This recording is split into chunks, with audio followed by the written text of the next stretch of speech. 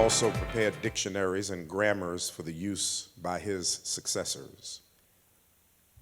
One day, while Carey was away, unfortunately, a fire broke out and completely destroyed the building. The presses, the many Bibles, the transliterated manuscripts, the dictionaries, the grammars, all destroyed. When Carey returned and was told of the tragic loss, he showed absolutely no sign of despair or impatience. Instead, legend is, he knelt down and thanked God that he still had strength to do the work all over again, printing, transliterating, producing Bibles. And he didn't waste any time. He started immediately, not wasting one moment in self-pity. Before his death, he had duplicated and even improved on his earlier achievements. He never acted like the devastating loss wasn't real. He just determined that the losses would not win. Poet Ann Johnson captures the spirit that infuses the soul of people like William Carey. She reminds us, God hath not promised skies always blue, flower-strewn pathways all our lives through. God hath not promised sun without rain, joy without sorrow, or peace without pain.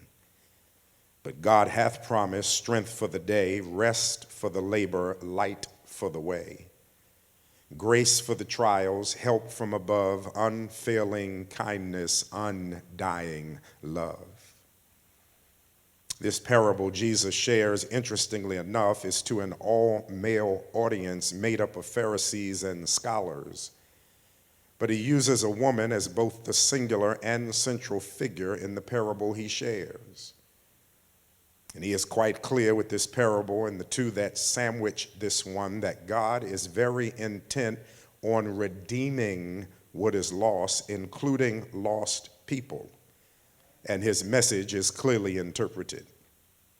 For God, there are no acceptable losses. You can reject God's invitation, but God will never stop pursuing you. This woman had 10 coins, and one is believed to have fallen from her headdress where all 10 were located. And when she discovers that it's been lost, she lights a lamp, not because it was nighttime, but because her house, as typical for a peasant, had no windows, only a low door that let in but a little light.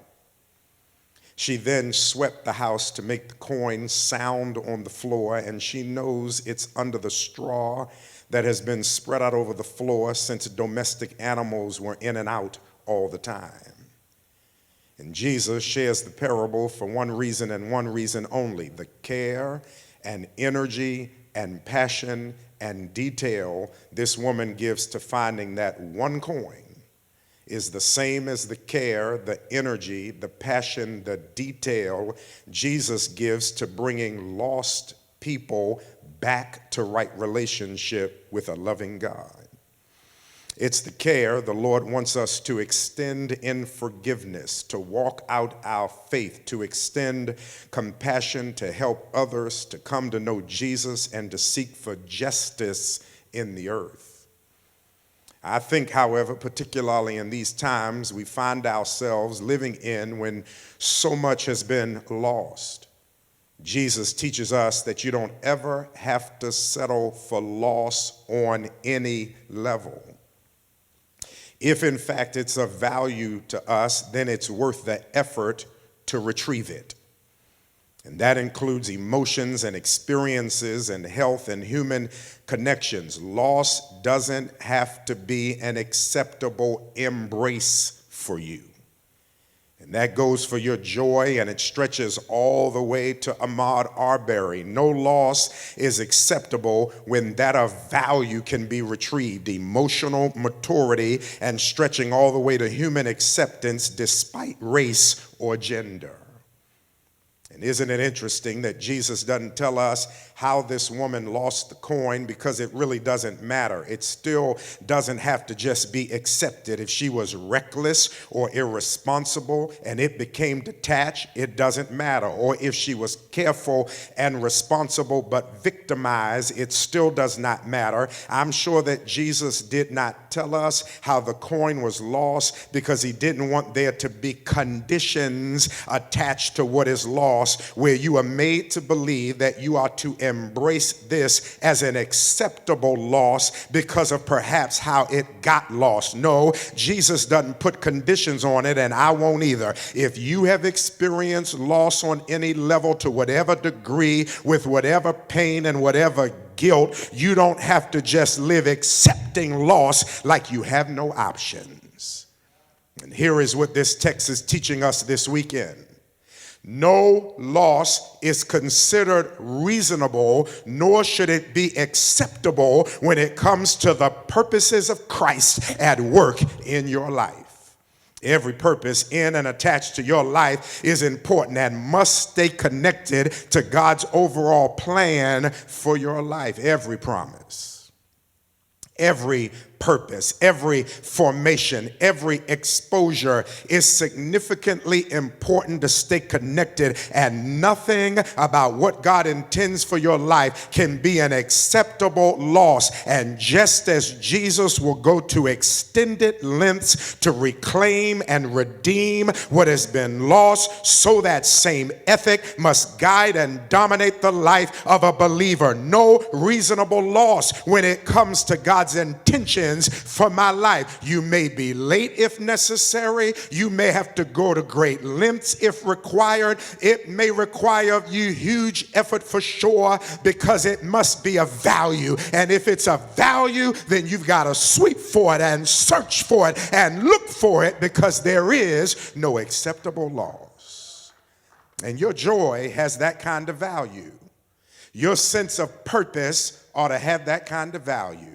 Your energy and passion and drive and compulsions, your dreams and visions, they are never to be accepted as okay losses for you because they experience hurt or trauma or loss or mismanagement or reckless behavior by others, whether you gave them away or they were stolen from you, whether not guarded as they should have been or unexpectedly attacked. The same way Jesus finds value in a lost human and searches to retrieve him or her is the same way this woman sweeps to find one lost coin. And I want you to find value in the life God intends for you, and whatever percentage of that has been disconnected from your life and lies this weekend submerged under the straw emotions you have strewn to make it less intrusive for what floats in and out of your life, I'm here to tell you, don't accept it.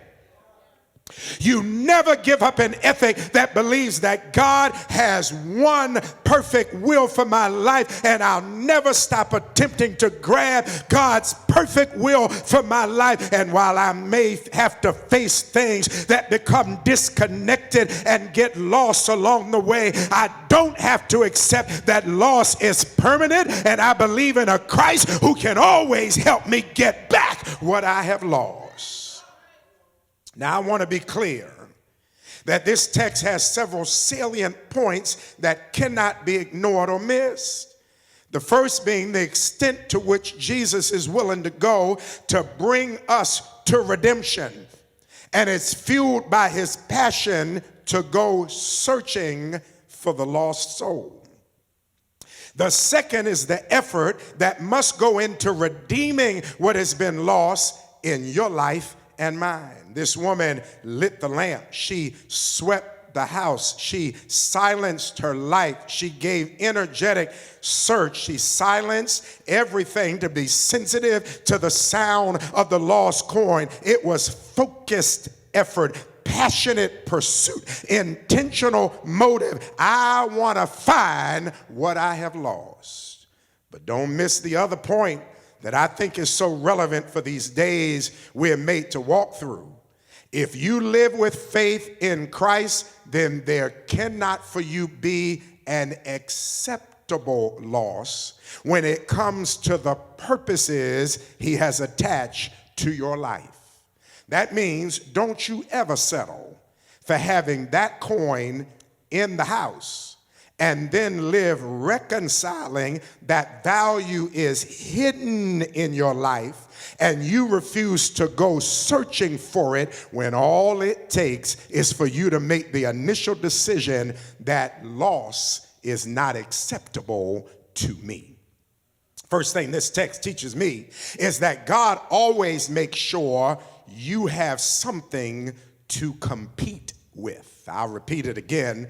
This text teaches that God always ensures that you and I have something to compete with. Loss is not just going to walk up into your life, take a portion of any dimension of your life and submerge it beyond connectivity, and then you're supposed to just live like it's all right. No, loss is not just going to blow into your life and snatch your joy or your sense of self-identity and submerge it under the straw of your stress and emotional trauma, and you're supposed to just accept it. You don't live in Christ and then not have access to the complete redemptive possibilities that come with your relationship with him. And if he has come that you might have abundant life, then you're entitled to all that abundant means. And no loss in your life, whether it's early in your childhood, struggling through your teenage maze, learning how to do the adulting thing, handling the aging process,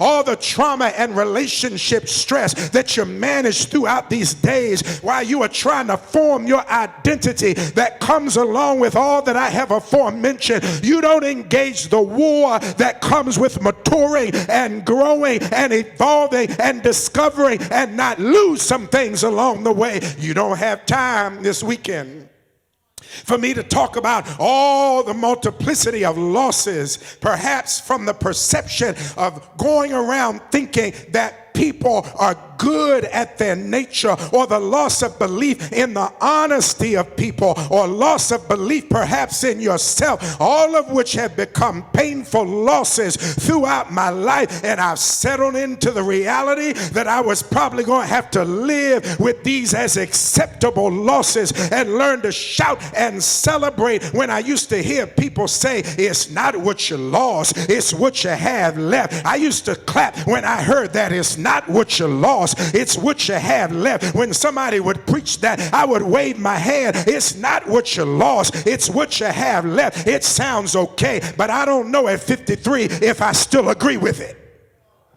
When the shepherd is willing to leave the 99 and go search for the one. And when I read here how this woman is willing to light a lamp and sweep the house and search for the coin, I now tend to believe that it's not just what I have left, it's whether I'm willing to compete to go back and find what I've lost, whatever the pain.